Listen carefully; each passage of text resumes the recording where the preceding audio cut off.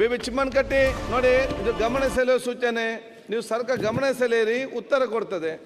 ಮಾನ್ಯ ಸಭಾಧ್ಯಕ್ಷರೇ, ಅವಕಾಶಕ್ಕಾಗಿ ವಂದನೆಗಳನ್ನು ಸಲ್ಲಿಸಿ ರಾಜ್ಯದ ಕುರಿಗಾಯಿಗಳ ಮೇಲೆ ನಡೆಯುತ್ತಿರುವ ದೌರ್ಜನ್ಯಗಳನ್ನು ತಡೆಗಟ್ಟಲು ಸೂಕ್ತ ಕಾನೂನು ಜಾರಿ ಮಾಡುವ ಬಗ್ಗೆ ಮಾನ್ಯ ಪಶುಸಂಗೋಪನೆ ಮತ್ತು ರೇಷ್ಮೆ ಸಚಿವರ ಗಮನ ಸೆಳೆಯುವಂತ ಮನೆ ಮಂತ್ರಿಗಳು, ಪಶುಸಂಗೋಪನೆ ಮಂತ್ರಿಯವರು ಚಿಮ್ಮನ್ ಎಲ್ಲ ನೀವು ಮಾತಾಡಿದ್ರಿ. ಅಲ್ಲ, ಅವರು ಏನು ಗಮನ ಸೆಳೆಯುವ ಸೂಚನೆ ಕೊಟ್ಟಿದ್ದಾರೆ.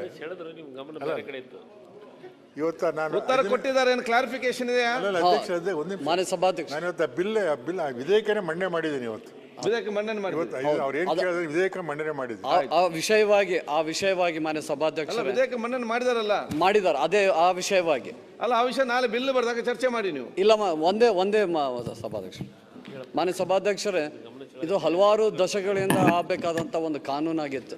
ಆ ವಿಧೇಯಕವನ್ನು ಈ ಸದನದಲ್ಲಿ ಮಾನ್ಯ ಮಂತ್ರಿಗಳು ತಂದಿದ್ದಕ್ಕೋಸ್ಕರ ಅವರಿಗಾಗಲಿ, ಮಾನ್ಯ ಮುಖ್ಯಮಂತ್ರಿಗಳಂತ ಸಿದ್ದರಾಮಯ್ಯ ಸಾಹೇಬರಿಗೆ, ಉಪಮುಖ್ಯಮಂತ್ರಿಗಳಂತ ಡಿ ಕೆ ಶಿವಕುಮಾರ್ ಅವರಿಗೆ ಮತ್ತು ಎಲ್ಲ ಗೌರವಾನ್ವಿತ ಸಚಿವರಿಗೆ ಮತ್ತು ನಮ್ಮ ಸರ್ಕಾರದ ಪರವಾಗಿ ಅವರಿಗೆ ನಾನು ಹೃದಯಪೂರ್ವಕವಾಗಿ ಅಭಿನಂದನೆ ಕೃತಜ್ಞತೆಯನ್ನು ಸಲ್ಲಿಸ್ತೇನೆ. ಇದು ಒಂದು ಕುರಿಗಾಯಿಗಳಿಗೆ ಇದು ಒಂದು ದೊಡ್ಡ ಕೊಡುಗೆ ಅಂತ ನಾನು ಭಾವಿಸಿದ್ದೇನೆ. ಅವರಿಗೆ ಒಂದು ನ್ಯಾಯವನ್ನು ಕೊಟ್ಟಿದ್ದಾರೆ ಮಾನ್ಯ ಅಧ್ಯಕ್ಷರೇ. ಹಾಗಾಗಿ ಮತ್ತೊಮ್ಮೆ ಅವರಿಗೆ ನಾನು ಕೃತಜ್ಞತೆಯನ್ನು ಸಲ್ಲಿಸಕ್ಕೆ ಪ್ರಯತ್ನ ಮಾಡ್ತೇನೆ.